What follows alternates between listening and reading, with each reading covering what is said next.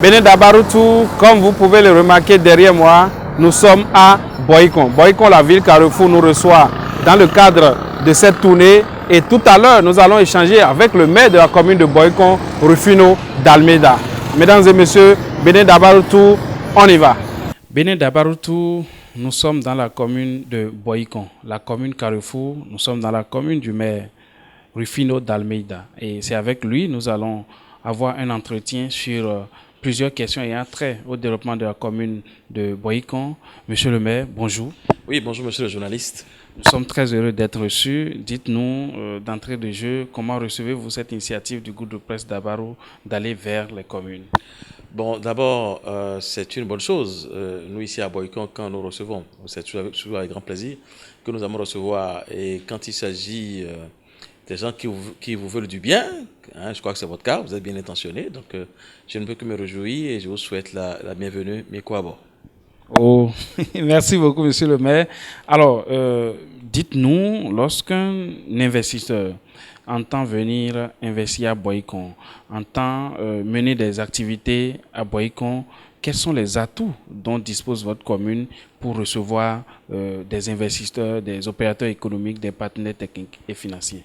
Merci. Je pense que le principal atout de Boycon, c'est d'abord le bon Dieu qui le lui a donné. Il s'agit simplement de sa configuration, de sa situation géographique. Boycon est au centre du Bénin.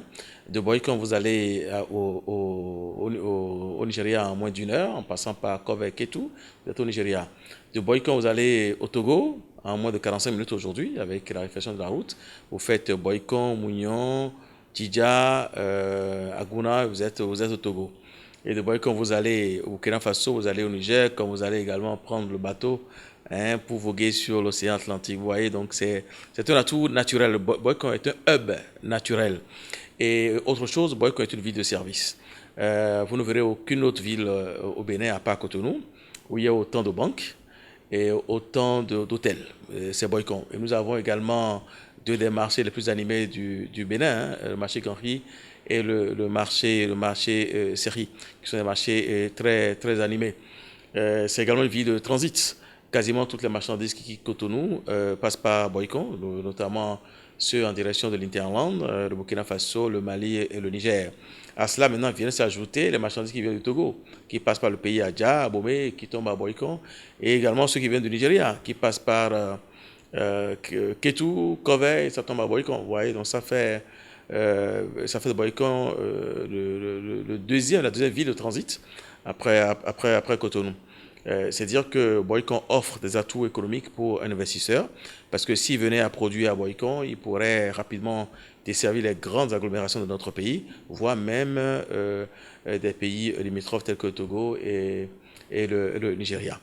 Tout comme il peut atteindre Calavi en moins d'1h30 et Cotonou en moins de 2 heures. C'est-à-dire que c'est un avantage énorme.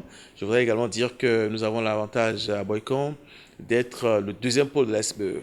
Hein, la SBE a beaucoup d'installations à Boycon, donc c'est de Boycon qu'on irrigue tout le voisinage.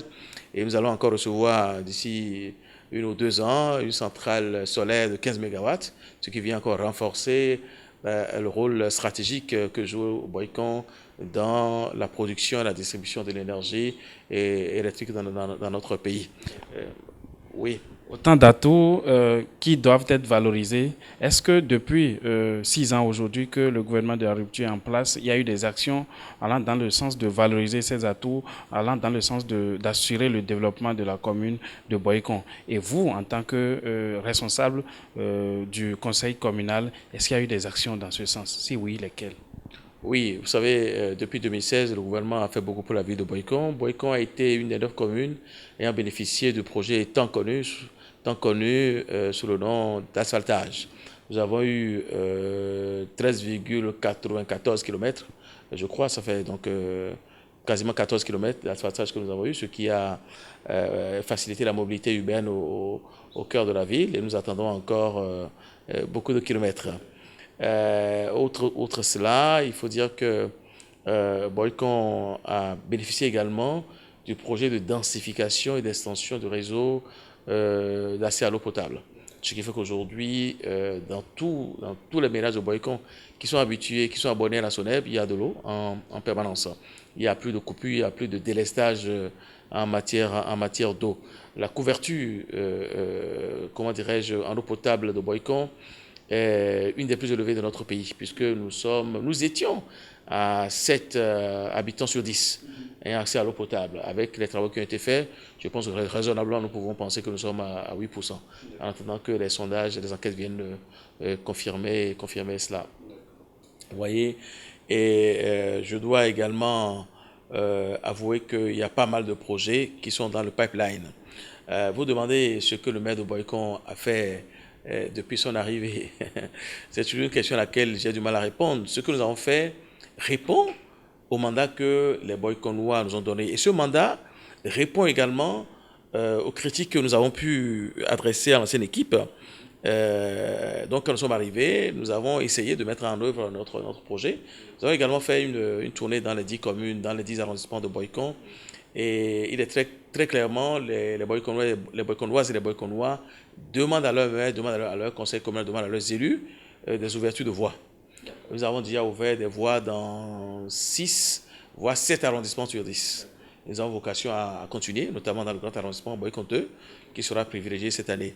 Nous avons construit en moins d'une année, pas moins de 40 salles de classe, plus 8 bureaux, 8 magasins et autant de toilettes.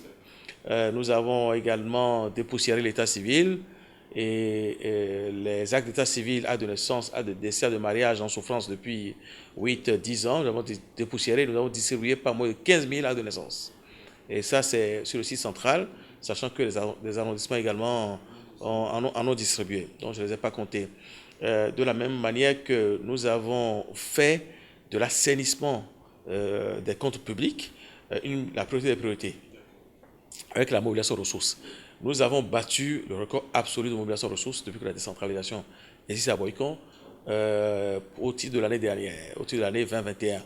Déjà au mois de novembre, nous avons déjà battu le record absolu de mobilisation de ressources. Sachant que l'année de référence à Boycon, c'est l'année 2018, l'année où le guichet unique a été installé, qui a obligé tout le monde à avoir désormais un seul interlocuteur pour le règlement des prestations. C'est l'année de référence. Nous avons battu cette année-là, l'année dernière, donc 2021, sachant que nous n'avons fait que 6 mois en 2020. Et 2020 se classe aujourd'hui comme 3e année de mobilisation de ressources. Sachant que ce qui avait fait la fortune de notre budget en 2020 et dans les autres années, c'était 2 choses qui n'existent plus aujourd'hui. C'était le foncier et c'était l'état civil. Toutes choses qui connaissent une vraie diminution des ressources allouées à la mairie. C'est vous dire que nous sommes partis chercher des ressources ailleurs, notamment sur nos gares et sur nos marchés. Sur nos gares, aujourd'hui, nous pouvons dire que Boycon est la référence en ce qui concerne la gestion des taxis, puisque nous avons déclenché une lutte sans faille, une lutte féroce contre le chargement opaque, qui était une véritable source de déperdition financière pour la commune. Je suis une ville de transit, comme je vous ai dit, je suis une ville de transport, mais quand on regarde ce que me rapporte le transport, c'est à pleurer. Aujourd'hui, je pense que nous sommes rétablis. La commune a été rétablie dans ses droits et mes gares sont désormais achalandées, fréquentées par les taxis qui payent les droits. J'ai supprimé les faux frais. Les faux frais sont supprimés.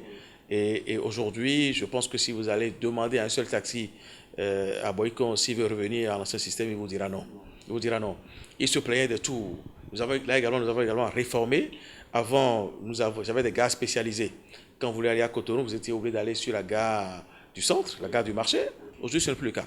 Aujourd'hui, si vous voulez aller à Cotonou ou n'importe où, dès lors que vous avez des clients, j'ai instruit les gestionnaires de gare, dès lors qu'ils ont de la clientèle, ils créent ce qu'on appelle le SOGI, c'est-à-dire l'emplacement d'où peuvent partir les taxis pour d'autres localités.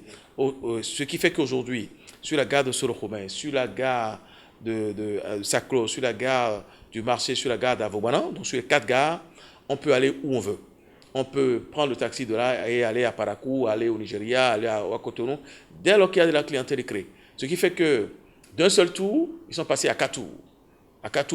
Potentiellement à 4 tours. Donc plus personne ne doit se plaindre aujourd'hui de ne plus avoir de tour. Donc il n'y a plus de raison de faire des chargements hors parc, qui sont des chargements accidentogènes, outre que cela crée une déperdition financière énorme à la commune. Je peux vous dire que rien qu'au titre de la répression du chargement hors parc l'année dernière, je crois que nous n'étions pas moins de 50 millions. C'est énorme. C'est énorme quand on sait que le développement d'une commune, c'est la mobilisation des ressources. Et si ce point est arrivé à être maîtrisé, cela explique toutes ces avancées que vous avez notées. Alors, monsieur le maire, dites-nous, en termes de besoins, c'est vrai qu'il y a des actions du gouvernement, il y a des actions du conseil communal, mais il y a sans doute des besoins qui existent toujours. Quels sont aujourd'hui les besoins des populations de Boycon que vous soumettez à l'endroit du gouvernement et que vous-même, en tant que conseil communal, vous avez programmé réaliser? Oui, les besoins de Boycon, ici, il n'y a rien que je les soumette au gouvernement, puisque le PAG est déjà connu. Et je vais plutôt vous dire ce que le PAG prévoit pour Boycon. Je pense que c'est le plus simple. Nous attendons, je vous ai dit que Boycon est une ville carrefour, est une ville de commerce, une ville de transport. Nous attendons du PAG 2 la réhabilitation, la construction d'un stade de football, de même que la construction ou la reconstruction de notre marché, de marché Série et Ganry. Nous attendons également le déploiement du projet, le projet d'assainissement pluvial des villes secondaires qui va nous permettre l'érection de l'autoroute, de faire de la route entre Abomey et Boycon une autoroute. Et lorsque le chef d'État était passé le 7 décembre dernier, j'avais demandé à ce que cette route ne s'arrête pas au niveau du jardin public de Boycon, mais que ça passe sur le bâtiment de l'OCBN pour être jointe avec l'autre route nationale inter-État qui va de Boycon à Covey. Ce que le chef d'État avait accepté. Donc je frotte les doigts et j'attends avec beaucoup d'impatience que ces deux grandes voies soient justées et qu'il y ait un giratoire, un carrefour qui me soit créé, ce qui va rendre plus fluide et plus belle la ville Carrefour. J'attends le projet PAVIC, qui est le projet d'adaptation des villes au changement climatique, qui viennent me construire des voies d'assainissement et redimensionner des ouvrages existants, notamment les collecteurs d'eau, les sécuriser également. Donc le principal souci que nous avons aujourd'hui à Boycon, c'est sans aucun doute l'assainissement. C'est pour cela que ce projet, qui a commencé son déploiement de manière timide pour l'instant, un projet financé par l'AFD, et va entrer en plein régime dans les semaines à venir. J'en attends énormément pour que les inondations récurrentes que nous connaissons à Boycon soient désormais conjuguées au passé. De la même façon, la question énergétique. Si nous entendons recevoir des investisseurs à Boycon avec de grosses industries, il faut que l'alimentation en énergie électrique soit constante, que soit stable. Et c'est pour cela que nous attendons le démarrage dans les prochaines semaines de la construction de la centrale, d'une des 4 centrales solaires sous construction et sous financement de MCA dans les Américains. Et Boycon a hérité de la plus grande, avec Parakou d'ailleurs. Ce sera 15 MW pour nous ici à Boycon. Nous attendons également cela. Nous attendons également la mise en œuvre de la promesse du chef de l'État qui s'est d'ores et déjà traduite par des projets dans le PAG, qui est de relier toutes les communes. Nous attendons le bitumage de la route qui relie Boycon à Zakota via Tenji. De la même façon que nous attendons la reprise de la route qui quitte Boycon pour Covey. Vous voyez, c'est dire que les projets... puis nous attendons la deuxième phase du projet d'asphaltage, avec, je crois, 19 km en attente. D'accord? Et c'est dire que le maire que je suis attend avec beaucoup d'impatience que ces projets commencent pour les accompagner afin que les Boyconoises et les Boyconois plébiscitent davantage le président Patrice Talon ainsi que son gouvernement. Alors, monsieur le maire, merci de nous avoir accordé cette interview. Dites-nous, pour finir, quel est votre mot à l'endroit des populations de Boycon, à l'endroit du gouvernement et à l'endroit des partenaires qui accompagnent la commune de Boycon? Je pense que je me contenterai simplement de m'adresser à mes populations. Des voix bien plus autorisées que moi le diront aux partenaires et au gouvernement. Et à mes populations, je leur demanderai simplement d'être zen, comme je leur ai toujours demandé, de ne pas avoir peur. Ce que nous avons dit, nous le ferons. Là où nous avons dit que nous irons, nous irons.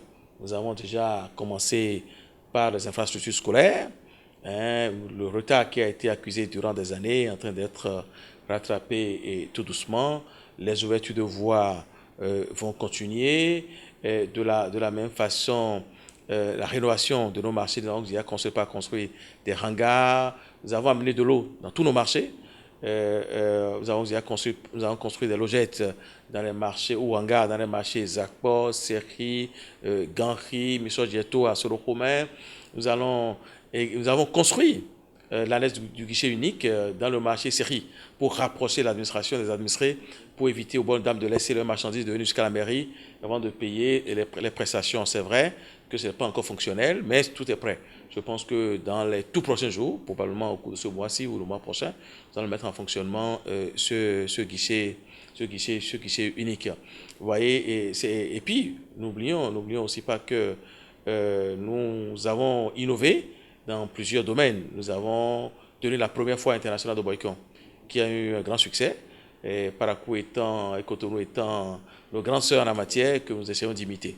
Vous voyez, avec des conseils, notamment du maire Charles Tokor, il m'a beaucoup conseillé sur ma foi. Et de même que le DG APS, Laurent Gambès, il m'a beaucoup conseillé. Voyez, donc nous essayons de marcher sur les traces de nos grandes sœurs. Vous voyez, Boycon est également la première ville africaine, je dis bien la première ville africaine, à avoir reçu le sceau de ville créative UNESCO dans la catégorie gastronomie. Ça ne s'est encore jamais produit, nous sommes la première ville. Et s'agissant de toutes les catégories, il y en a 7. C'est seul Porto-Novo nous a devancé en la matière. C'est Porto-Novo qui est notre grande sœur en la matière. Et Boycon est devenu la Benjamin. Mais j'espère, d'ici 2 ans, j'espère devenir la cadette. Et en espérant que d'autres villes pourront... Voilà, parce qu'il reste encore 7 catégories non pourvues par le Bénin. Donc j'aimerais vraiment que les villes béninoises postulent, nous sommes prêts à les accompagner pour qu'elles puissent être qualifiées, parce que c'est un concours mondial. Et pour avoir ce cachet, il faut vraiment monter un dossier solide. Boycon se réjouit d'être une des capitales gastronomiques du monde, avec notre Bomior, qui fait notre fierté. Donc on a monté un dossier sur les plats royaux. Et je prie pour que des villes telles que Parakou, Niki, Grand Popo, Basila, enfin Djougou, des grandes villes de notre pays, nous emboîtent également le pas et deviennent des villes créatives UNESCO avec des retombées formidables. Je ne peux même pas vous dire, c'est des retombées illimitées.